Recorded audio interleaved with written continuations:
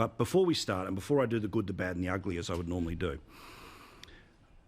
you can feel that the mood has changed a little in Australia, if not an awful lot in Australia in the past 24 hours. To see thousands of people lining up out the front of those suburban Centrelink centres is really confronting. We haven't seen something like that in Australia for a very, very long time. Remember, the recession that we had to have was in the early 90s. That eventually got to 1 million people unemployed, and the assumption is that the same is about to happen here at the very least. But hundreds of thousands of people have tried to get onto Centrelink in the past couple of days.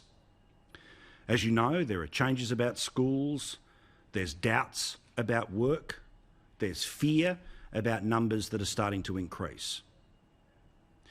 But I also think it's really important for me to say this about how I am planning to broadcast and how we are planning to cover this week on Paul Murray Live. It is always easier to panic. It is always easier for people in the media to scare you, and it is always easier for people to try to bombard you with information about how things are getting worse. Now, I'm not going to ignore the numbers that say we have more cases than we've ever had, but the deaths have not increased. Important to know. I'm not going to pretend that there's not lots of people who've lost their jobs, but it's really important that we keep as much of the economy open as possible. So firstly, we don't put strain on that welfare system, but also so people can continue to have income so they can help pay for their lives. So I'm going to make an appeal to you that is going to offend quite a few people. I often talk about how Twitter isn't real life. Now, I don't know about you, but I'll talk about me. If I end up having a few days off work, you end up going down a rabbit hole of social media.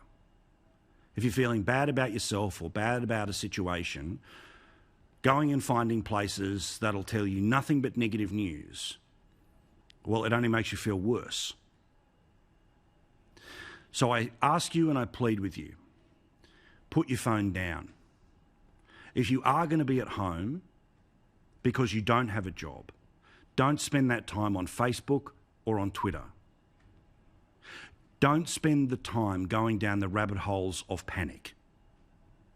Keep yourself informed. If you want to limit yourself to one session in the morning and one session at night, okay. But don't spend all day on it. There's a couple of friends that I've noticed that are going through this right now. And they used to tweet once or twice a day.